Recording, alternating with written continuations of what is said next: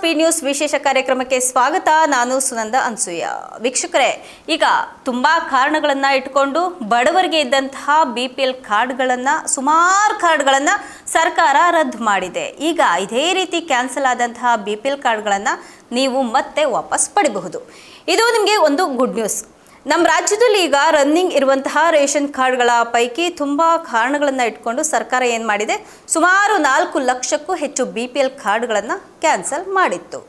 ಜೊತೆಗೆ ಅಂದರೆ ಇದು BPL ಕಾರ್ಡ್ಗಳನ್ನು ಫುಲ್ ಕ್ಯಾನ್ಸಲ್ ಮಾಡಿಲ್ಲ, BPL ಕಾರ್ಡ್ಗಳನ್ನು APL ಕಾರ್ಡ್ಗಳಾಗಿ ಚೇಂಜ್ ಮಾಡಿತ್ತು ಸರ್ಕಾರ. ಅಂತಹವರಿಗೆ ಈಗ 45 ದಿನಗಳ ಟೈಮನ್ನು ಕೊಟ್ಟಿದೆ ಸರ್ಕಾರ.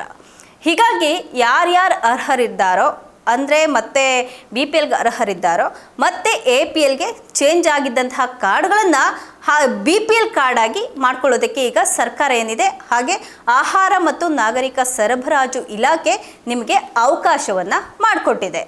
ರಾಜ್ಯ ಸರ್ಕಾರದ ಕುಟುಂಬ ತಂತ್ರಾಂಶದ ಒಂದು ಲೆಕ್ಕದ ಪ್ರಕಾರ 13,87,651 ಅನರ್ಹ ಪಡಿತರ ಚೀಟಿಗಳು ಇವೆ ಅಂತ ಹೇಳಿಬಿಟ್ಟು ಪತ್ತೆ ಮಾಡಿತ್ತು ಸರ್ಕಾರ.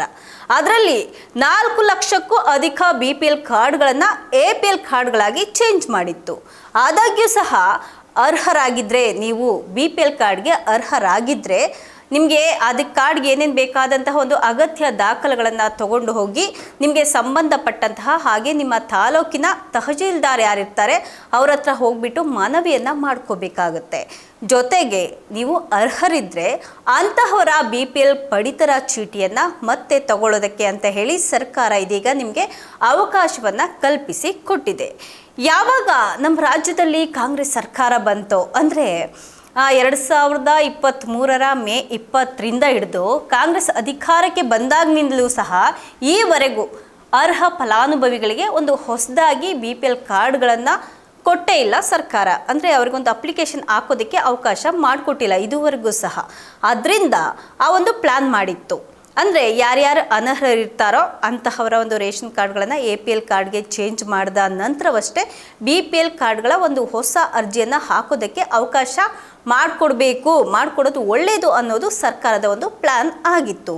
ಹೇಗೆ ಅಂದರೆ ರೇಷನ್ ಕಾರ್ಡ್ಗಳನ್ನು ಸಂಪೂರ್ಣವಾಗಿ ಡಿಲೀಟ್ ಮಾಡೋ ಬದಲಿಗೆ BPLನಿಂದ APLಗೆ ಚೇಂಜ್ ಮಾಡಿಸಿದ್ರೆ, ಈಗ ಇದರಲ್ಲಿ ಯಾರಾದರೂ ನೀವು ಈಗ APL ಕಾರ್ಡ್ ಚೇಂಜ್ ಆಗಿದೆ ಅಲ್ಲ, ಈಗ ಇದರಲ್ಲಿ ಯಾರಾದರೂ ನೀವು ಟ್ಯಾಕ್ಸ್ ಕಟ್ಟದೇ ಇರೋರಿದ್ದರೆ, ನಿಮಗೆ 7 ಎಕರೆಗಿಂತ ಒಂದು ಕಮ್ಮಿ ಕೃಷಿ ಭೂಮಿ ಹೊಂದಿದ್ರೆ, ನೀವು ಅಂದರೆ 7 ಎಕರೆಗಿಂತ ಜಾಸ್ತಿ ಇದ್ದರೆ ನಿಮಗೆ ಹಾಕ್ಲಿಕ್ಕಾಗಲ್ಲ, ಒಂದು ಅವಕಾಶ ನಿಮಗಿಲ್ಲ ಒಂದು ಅಪ್ಲಿಕೇಶನ್ ಹಾಕಲಿಕ್ಕೆ BPL ಕಾರ್ಡ್ಗೆ. ಕಮ್ಮಿ ಇದ್ದರೆ 7 ಎಕರೆಗಿಂತ ಕಮ್ಮಿ ಇದ್ದರೆ, ಹಾಗೆ ಒಂದು ವಾರ್ಷಿಕ ಆದಾಯ ಅಂದರೆ ವರ್ಷಕ್ಕೆ 1.20 ಲಕ್ಷಕ್ಕಿಂತ ಕಮ್ಮಿ ಇರಬೇಕು. ನಿಮ್ಮ ಆದಾಯ ಏನಿದೆ ಅದು 1.20 ಲಕ್ಷಕ್ಕಿಂತ ಕಮ್ಮಿ ಇರಬೇಕು. ಅದಕ್ಕಿಂತ ಜಾಸ್ತಿ ಇದ್ರೂ ಕೂಡ ನೀವು ಅಪ್ಲಿಕೇಶನ್ ಹಾಕೋಕ್ಕೆ ಹೋಗಬೇಡಿ. ಇಂತಹ ಒಂದು ಮಾನದಂಡಗಳನ್ನು ಯಾರ್ಯಾರು ಹೊಂದಿರ್ತೀರಾ ಅವರು ಹೋಗ್ಬಿಟ್ಟು ರದ್ದಾದಂತಹ BPL ಕಾರ್ಡ್ಗೆ ಮತ್ತೆ ತಹಶೀಲ್ದಾರ್ ಮೂಲಕ ಅರ್ಜಿಯನ್ನು ಸಲ್ಲಿಸಬಹುದು.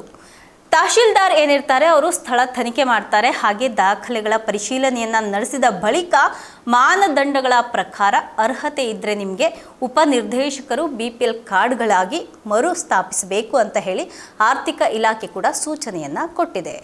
ಇನ್ನು ಬಾಕಿ ಇರುವಂತಹ 2.90 ಲಕ್ಷ ಅರ್ಜಿಗಳನ್ನು ವಿಲೇವಾರಿ ಮಾಡೋ ಬದಲು ಈಗಾಗಲೇ ಚಾಲ್ತಿಯಲ್ಲಿದ್ದು ನಾನಾ ಕಾರಣಗಳಿಂದ ರದ್ದಾಗಿರುವಂತಹ ಅರ್ಹ ಕಾರ್ಡ್ಗಳನ್ನು ಮತ್ತೆ ಚಾಲ್ತಿಗೆ ತರೋದು ಕೂಡ ಇದರ ಉದ್ದೇಶ ಆಗಿದೆ. ಈ ಹಿಂದೆ 45 ದಿನಗಳ ಗಡುವನ್ನು ಕೊಟ್ಟಿತ್ತು ಸರ್ಕಾರ. ಅಂದರೆ 45 ದಿನಗಳೊಳಗೆ ನೀವು ಅರ್ಜಿಯನ್ನು ಹಾಕಬೇಕು ಅಂತೇಳಿ ಸರ್ಕಾರ ಹೇಳಿತ್ತು. ಆದರೆ ಅರ್ಹರಿಗೆ ವಂಚನೆ ಆಗಬಾರ್ದು ಅನ್ನುವಂಥ ಒಂದು ಕಾರಣವನ್ನು ಇಟ್ಕೊಂಡು ಟೈಮ್ ಇನ್ನೂ ಸಹ ಜಾಸ್ತಿ ಮಾಡಿದೆ. ಅಂದರೆ ಇದಕ್ಕೆ ಲಾಸ್ಟ್ ಡೇಟ್ ಅಂತ ಏನಿಲ್ಲ. ಅರ್ಹರು ಯಾರ್ಯಾರು ಇರ್ತಾರೆ ಫಲಾನುಭವಿಗಳು ಬೇಕಾಗಿರುವಂತಹ ಡಾಕ್ಯುಮೆಂಟ್ ಅಂದರೆ ಹಳೆ ರೇಷನ್ ಕಾರ್ಡ್ ಇರ್ಬೋದು, ರೇಷನ್ ಕಾರ್ಡ್ನಲ್ಲಿರುವಂತಹ ಎಲ್ಲರ ಒಂದು ಯಾರ್ಯಾರು ಇರ್ತಾರೆ ಅವರೆಲ್ಲರ ಒಂದು ಆಧಾರ್ ಕಾರ್ಡ್ಗಳನ್ನು ತೊಗೊಂಡು ಹೋಗಿ ತಮ್ಮ ವ್ಯಾಪ್ತಿಯ ತಹಶೀಲ್ದಾರರಿಗೆ ಸಲ್ಲಿಸಿದ್ರೆ ತಾನಾಗಿಯೇ ಹಳೆ ಒಂದು ಯಾವುದು APL ಕಾರ್ಡ್ ಇರುತ್ತಲ್ಲ ಅದು BPL ಕಾರ್ಡಾಗಿ ಚೇಂಜ್ ಆಗುತ್ತೆ ಮತ್ತು ಆ ರೇಷನ್ ಕಾರ್ಡ್ ಆ್ಯಕ್ಟಿವ್ ಆಗುತ್ತೆ. ಜೊತೆಗೆ ರೇಷನ್ ಕಾರ್ಡ್ ನಂಬರ್ ಕೂಡ ಚೇಂಜ್ ಆಗೋದಿಲ್ಲ, ಅದೇ ಹಳೆ ನಂಬರ್ ಇರುತ್ತೆ. ಇನ್ನೊಂದು ಶಾಕಿಂಗ್ ನ್ಯೂಸ್ ಏನಪ್ಪ ಅಂದರೆ, ಈ ನಡುವೆ 6 ತಿಂಗಳಿಂದ ಯಾರ್ಯಾರು ಆಹಾರ ಧಾನ್ಯಗಳನ್ನು ಪಡೆಯದ BPL ಕಾರ್ಡ್ಗಳನ್ನು ಕ್ಯಾನ್ಸಲ್ ಮಾಡಿಸುತ್ತೆ ಅನ್ನೋದು ಕೂಡ ಒಂದು ಮಾಹಿತಿ ಸಿಕ್ಕಿದೆ. ಅಂದರೆ ಸರ್ಕಾರ 6 ತಿಂಗಳಿಂದ ಯಾರ್ಯಾರು ಕಂಟಿನ್ಯೂಸ್ ರೇಷನ್ ತೊಗೊಂಡಿರಲ್ಲ ಅವ್ರಿಗೂ ಸಹ ಒಂದು ರೇಷನ್ ಕಾರ್ಡು ಕ್ಯಾನ್ಸಲ್ ಮಾಡುವಂತಹ ಸಾಧ್ಯತೆ ಇದೆ ಅನ್ನೋದು ಕೂಡ ಸರ್ಕಾರದಿಂದ ಒಂದು ಮಾಹಿತಿ ಸಿಕ್ಕಿದೆ. ಇದಾಗಿತ್ತು ಇವತ್ತಿನ ವಿಶೇಷ. ನಿರಂತರ ಸುದ್ದಿಗಾಗಿ ನೋಡ್ತಾ ಇರಿ ಸ್ಪೀಡ್ ನ್ಯೂಸ್ ಕನ್ನಡ. ಸುದ್ದಿ ನಿಮ್ಮದು, ವೇಗ ನಮ್ಮದು.